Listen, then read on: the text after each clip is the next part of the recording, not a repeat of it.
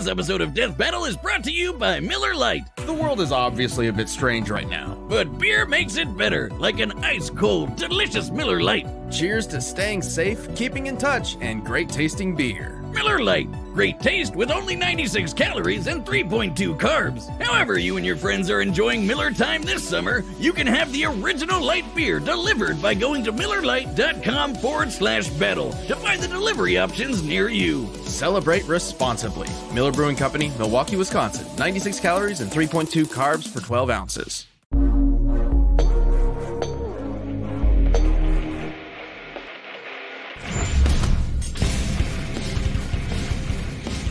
With all those cool anime heroes out there, there's bound to be plenty with angsty daddy issues. You mean like you? Don't be silly, Wiz. I'm not an anime character. Like Prince Zuko, the firebending hunter of the Avatar, The Last Airbender. And Shoto Todoroki, the prodigal son of fire and ice from My Hero Academia. He's Wiz and I'm Boomstick. And it's our job to analyze their weapons, armor, and skills to find out who would win a death battle. Water, earth, fire, air. The four elemental nations once coexisted peacefully.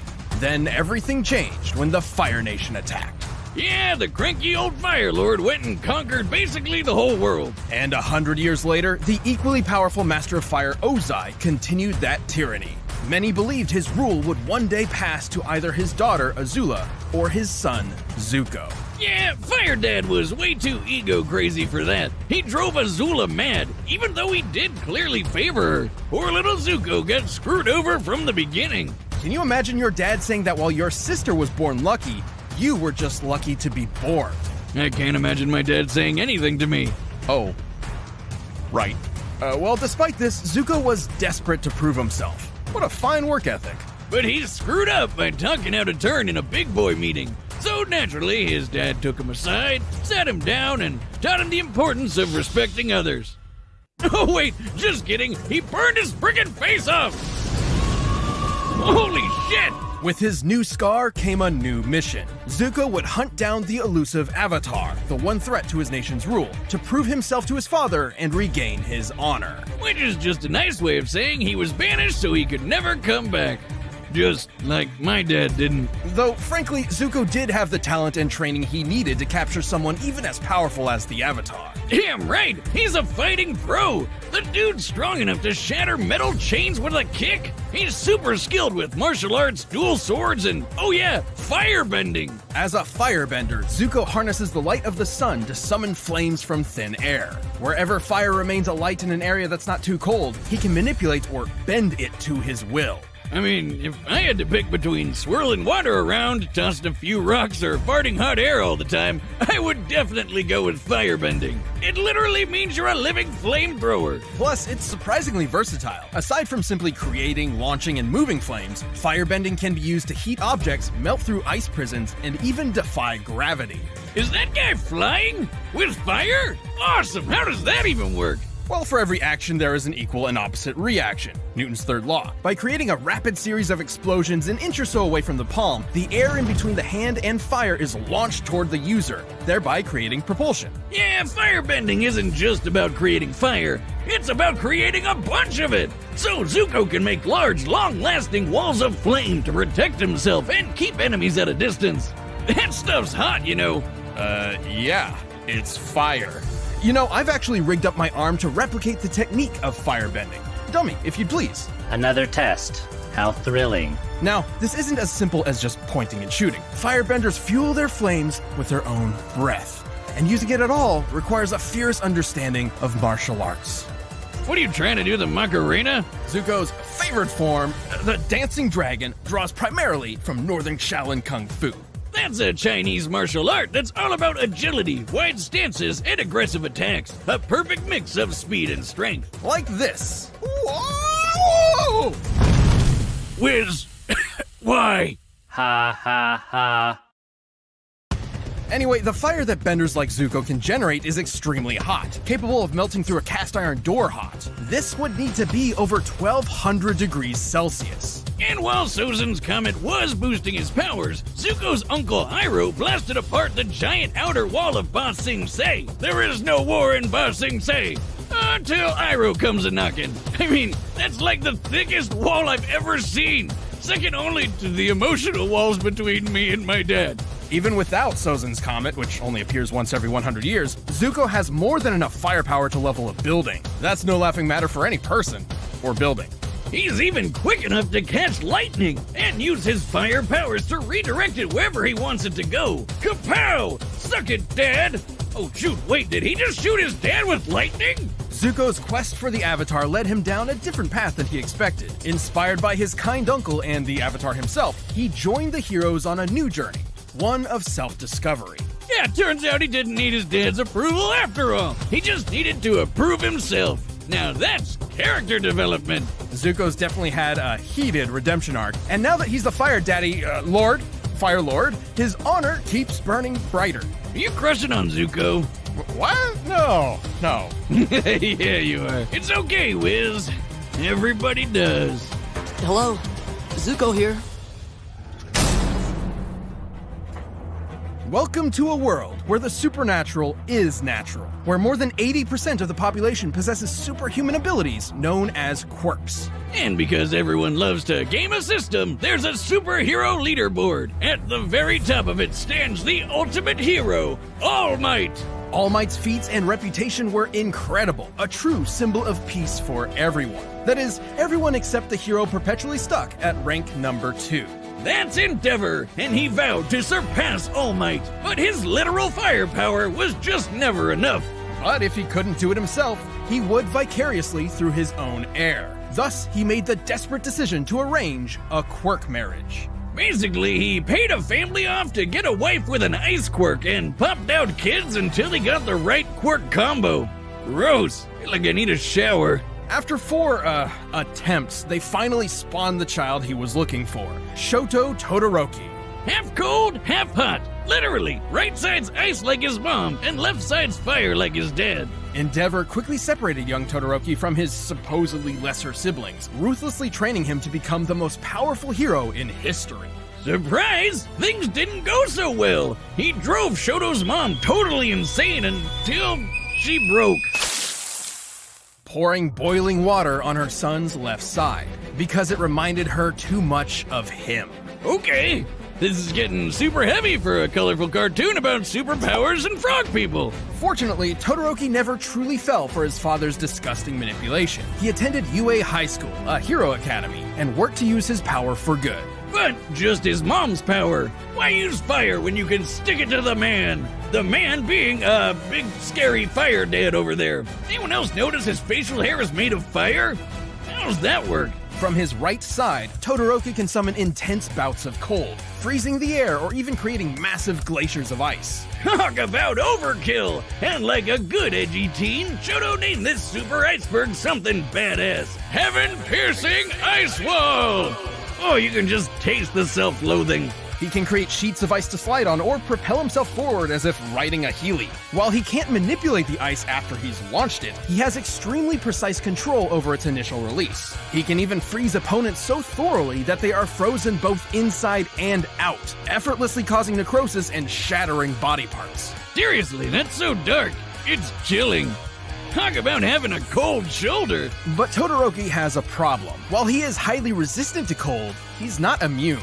Here I am. Guess I'll die. Oh, I won't be needing you this time, dummy. Genuine joy. Casting too much ice from his right side will cause his body temperature to drop until he falls unconscious, potentially even suffering frostbite. I mean, it takes freezing an entire building before side effects even start to show up, so it's not all... Why'd you even make this stupid robot? That's why Endeavor chose to mix ice with fire. See, he had the same problem with his own fire quirk, but with cold and hot combined, they could counter each other's weaknesses. Thankfully, Shoto met a friend who helped show him that his fire wasn't his father's, it was his own. You tell him, Deku! Finally, the full power of Icy Hot was unleashed! Hey, you think you could help my back? Just hurts from carrying the show. While he's much less proficient with fire given his lack of experience with it, this half of his quirk is identical to Endeavor's. His fire is hot enough to melt Tetsu, whose body can turn to steel, which means it can reach temperatures over 1600 degrees. He can blast fire like a raging inferno, form walls of flame to block off areas, and use his evil dad's signature technique, flash fire. Flash fire is a method of compressing flame under super hot temperatures before releasing it in a single strike. Endeavor can also shape his fire, use it to cling to walls, and fly. But even if he is a huge dick, Endeavor was kinda right. Fire and ice combined put both quirks at their best. Shoto's one of the best in his class, taking hits from a tank like Deku, fighting top-tier foes like Stain, and keeping up with classmates like Bakugo and Tokoyami, who can block Kaminari's electricity. And while he's often criticized for relying too much on his quirk, Todoroki is incredibly smart and a quick thinker, reading and setting traps for his opponents in the blink of an eye. And after all that craziness, he finally patched things up with his mom, and somehow even inspired his dad to try and be a better person. What a nice story. I wish he could inspire my dad too. Not Mama, though. She's already perfect. Well on his way to becoming a successful hero, Shoto Todoroki no longer fights in spite of his father, but for himself and the sake of others. I wanted to. I'll be a hero. Alright, the combatants are set, and we've run the data through all possibilities. But first, let me tell you about Blue Chew. This episode of Death Battle is sponsored by Blue Chew. Guys, remember when you were always ready to go? Even when you're stuck indoors for ages, we all know having a good time in bed makes life better. Blue Chew is here to help increase your performance and add that extra dose of confidence. That's blue like the color blue. Blue Chew brings you the first chewable with the same FDA-approved active ingredients as Viagra and Cialis. Take them anytime, day or night, and they can even work twice as fast as a pill. How convenient. Blue Chew is prescribed online by licensed physicians, so you don't have to go to the doctor's office or wait in line in the pharmacy. And it ships right to your door in a discreet package. Just in case you're a little awkward about it, like Wiz here. Hey, no big deal. You do you, and your special someone. They're made in the US and cheaper than a pharmacy. Right now, we've got a special deal for you. Visit BlueChew.com and get your first shipment free when you use our special promo code BATTLE. Just pay $5 shipping. Again, that's BLUEChew.com, promo code BATTLE to try it for free. Now that's a good deal. But right now, it's time for a death battle!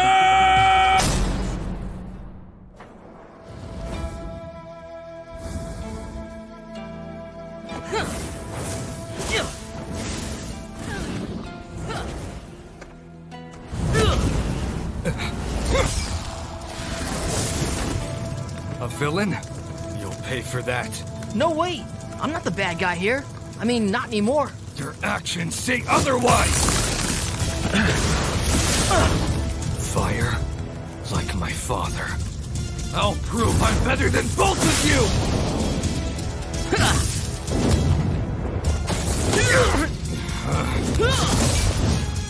What's the matter?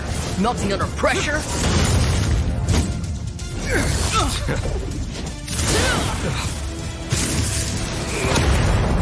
He's just... like me.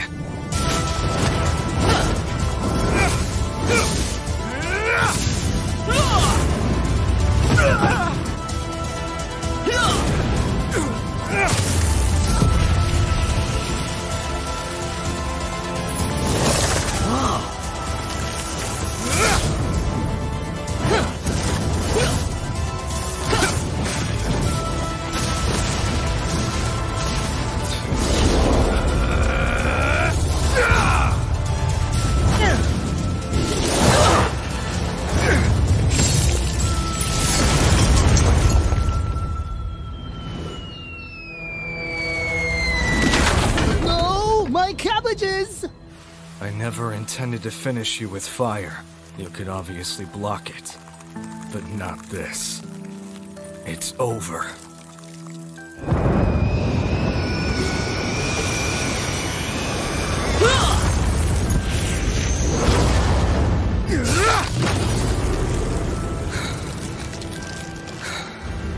I don't care how much power you have.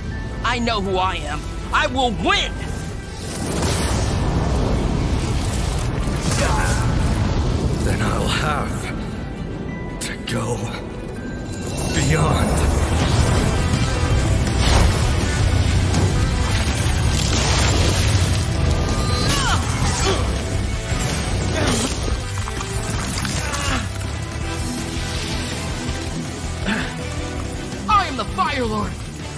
in this for my honor!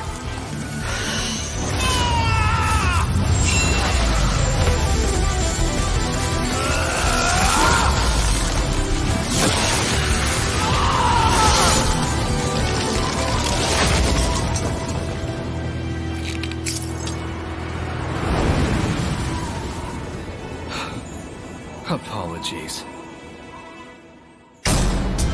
KO! Okay, talk about cool as hell. That was epic. Please, I'm grieving here. Both Todoroki and Zuko held solid advantages over the other. Zuko's martial arts, athleticism, and lightning-fast reflexes meant that if he could get close to Todoroki, he could likely end the fight pretty quick.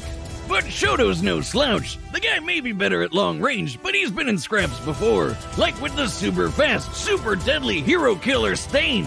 And with all that ice popping up everywhere and his own super sliding and boosting skills, Shoto made it hard for Zuko to get close for long. Plus, the speed difference wasn't all that drastic. Todoroki's fellow student Tokoyami's Dark Shadow blocked Kaminari's electricity after it had been fired. Quirks are not magic, and there are very few ways for electricity to travel through the air. Lightning is essentially an ionized path that electricity travels through. Kaminari's quirk must use the same method. Dark Shadow blocked Kaminari, Bakugo dodged Dark Shadow, and Todoroki can match Bakugo in a fight. Bada bing, bada boom, that's lightning-fast reflexes, baby! While Zuko certainly had more control over fire, Todoroki could easily repel his firebending with his own flames, not to mention the clear difference in temperature. Zuko may be skilled with fire, but he's not immune to it, nor did he have any reliable counter for fast and massive ice attacks. We don't even need to bust out the calculator for this one, Wiz. That stadium is circled by a 4-kilometer track. That's huge! And the edgy ice wall covered almost half of it in less than a second. Zuko didn't have that kind of power spread. Yes, I know fire melts ice, but not instantly when it comes to gigantic glaciers. Plus, firebending becomes much more difficult in cold temperatures. Sure, Zuko's melted through ice prisons before, but only ones where he could still move or at least breathe. Remember, firebending requires breath and movement. When Azula was trapped in an ice prison so compact she couldn't move or breathe, she was helpless. But Shoto could just freeze over Zuko's insides anyway. No way he was surviving that. Zuko might have been an admirable bender and adorable fan favorite, but Todoroki's overwhelming ice, versatile defense, and incredible power were just too much to handle. Zuko aimed for success, but his opponent Shoto put him on ice. The winner is Shoto Todoroki. Thanks for watching this episode of Death Battle. Come back next week to see previews of our upcoming matchups. If you want to watch more stuff, you can click the boxes right around here, and you can always pick up some DB merch at store.roosterteeth.com.